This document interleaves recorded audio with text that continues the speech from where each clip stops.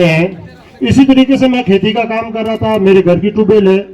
तो हमारे यहाँ लगे हुए कृषि पर्यवेक्षक महिपाल जी चौधरी, उन्होंने मेरे को बताया कि भूम साहब ऐसे मत करो, आप जिस तरीके से हमारे रक्त की जांच होती है, हमारे खून की जांच होती है, इसी तरीके से इस जमीन की भी जांच होती है। तो मैंने देखा पता नहीं कितने पैसे लगेंगे, तो इन्होंने बोला कोई पैसे की जरूरत नहीं, मात्र 5 रुपए फीस है। 5 रुपए में आप जिस तरीके से खून की जांच करवाते हो, इसी तरीके से जमीन की जांच करवाए। तो मैंने इनका कहना मानकर मैंने जमीन की अवैधता की जांच करवाई और मेरी जमीन के अंदर जिप्सम की कमी आई, और इन्होंने जिस हिसाब से मेरे को कहा उस तरीके से मैंने खेती की। तो जिप्सम की मात्रा पूर्ण होने के बाद में मेरे जिस जमीन की मैंने जांच करवाई और इनके कहे अनुसार जो पदार्थ डाले उसमें, और जो नई जांच कराई उस मूंगफली के अंदर काफी डिफरेंट है, काफी फर्क नजर आया।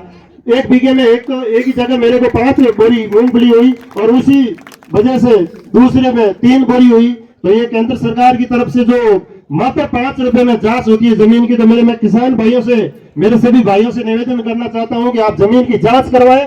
जांच करा के जो हमारे अधिकारी लगे हुए हैं, महिपाल जी बहुत ही अच्छे अधिकारी हैं, और इन्होंने के कहे अनुसार आप जिस खेत के अंदर, जिस जमीन के अंदर जिस उर्वरक की कमी होती है, उस आधार पर आप खेती करें तो आपको उसी लागत में अच्छा मुनाफा होगा। जय जवान, जय किसान, जय विज्ञान, जय श्री राम। जिस तरीके से अपने खून की जांच करते हैं उसी तरह अपनी मिट्टी की जांच होती है, और उससे अपन को पता चल जाता है अपने कौन से पोषक तत्वों की कमी है, कौन से पोषक तत्वों की अधिकता है। एक्चुअल में क्या होता है कि नाइट्रोजन की मात्रा होती है तो भी अपन उसमें यूरिया डालते हैं, ठीक है।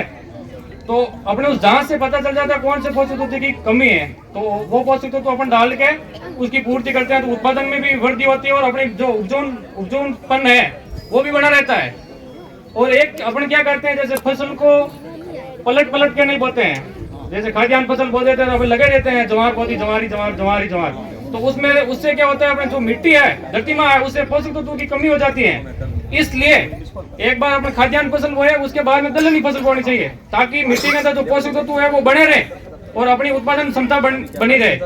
अब मैं आपको एक जैसे नैनो यूरिया के बारे में बताऊंगा।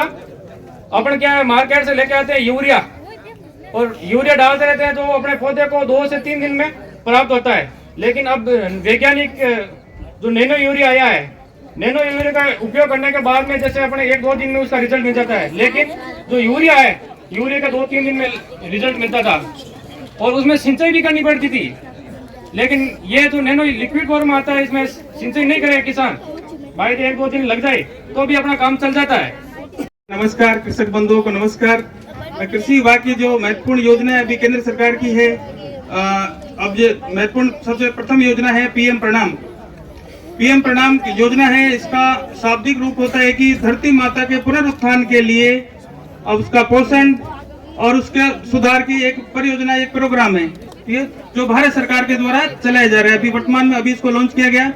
इसका उद्देश्य है कि जो यूरिया और डीएपी, जो रासायनिक जो उर्वरक है, उन पे जो सब्सिडी दी जाती है, जो बहुत ज्यादा मात्रा में होती है। अभी वर्तमान में 2023-24 के जो आंकड़े हैं, लगभग 2.25 लाख करोड़ रुपए सब्सिडी दी जाएगी रासायनिक उर्वरकों के ऊपर। तो इस सब्सिडी को काम करके और उसी सब्सिडी का आपको 50% उसी स्टेट के वेलफेयर के लिए, उसकी ग्राम पंचायत के वेलफेयर के लिए वापस लौटा दिया जाएगा। बाकी का जो 50% हिस्सा रहेगा वो इन वैकल्पिक उर्वरक, जैसे रासायनिक उर्वरक की जगह जैविक उर्वरकों को उपयोग लेने के लिए, नई प्रौद्योगिकी विकसित करने के लिए उस पैसे को खर्च किया जाएगा, ठीक है। और दूसरी महत्वपूर्ण योजना है इसी से जुड़ी हुई मृदा स्वास्थ्य कार्ड योजना। मेरे साथी ने अभी आपको के बारे में और कुछ मैं ऐसे बताना चाहूंगा कि जैसे पौधा होता है, इंसान होता है, उसके लिए कैल्शियम है, दूसरा अपन भोजन करते हैं, दूध पीते हैं, वैसे ही पौधे के लिए बहुत सारी पोषकता पड़ती है, जिसमें 17 पोषक तत्व हैं। 17 पोषक तत्वों के बिना पौधे का जो अपना उत्पादन नहीं ले सकते, ठीक है, उसका जीवन चक्र संपूर्ण नहीं होगा तो अपने को उत्पादन नहीं मिलेगा। तो उसके लिए अपन यदि मिट्टी की जांच कराएंगे तो उन 17 पोषक तत्वों में से कौन से पोषक तत्व की कमी है, उसी की वही अपने को डालना है, उससे ये पता चल जाएगा। और वर्तमान में ये योजना चलाई जा रही है, अब जो 5 रुपए की बात कर रहे थे, अभी वो फ्री है, फ्री ऑफ कॉस्ट है। भारत सरकार के द्वारा जो योजना चलाई जा रही है वो फ्री ऑफ कॉस्ट है। अपन कोई भी किसान अपना मिट्टी का नमूना लेके कृषि विभाग में जमा करा सकते हैं, और नहीं तो हमारे कृषि प्रोजेक्ट हर जगह लगे हुए हैं। वो खेत मतलब फील्ड पे जाके अभी वर्तमान में ये प्रोग्राम चलाए जा रहे हैं, खेत पे जाके और नमूने इकट्ठे कर रहे हैं। उसका जो रिजल्ट आएगा, मृदा स्वास्थ्य कार्ड बन के आएगा, वो किसानों को वितरण किया जाएंगे। उसी के आधार पर यदि हम खेती करेंगे तो जो अपन अंधाधुंध जो यूरिया और डीएपी इनका यूज कर रहे हैं, ठीक है, अपने को आवश्यकता 10 किलो की है, लेकिन अपन उसमें 50 किलो डाल रहे हैं। 40 किलो का पैसा, समय, धन सब अपना व्यर्थ चला गया। तो कैसे बताओ, कैसे अपने किसानों की आय दुगनी होगी? तो अपने को किसानों की आय दुगनी करने के लिए ये बहुत महत्वपूर्ण पॉइंट है कि अपने जो खेती में जो अपन संसाधन का अमल ले रहे हैं, जो उसको लो करना, लो इनपुट कॉस्ट। ऐसे तो होगा नहीं कि अपने जो उत्पादन आया उसकी डबल इनकम कर दी है, नहीं होगा।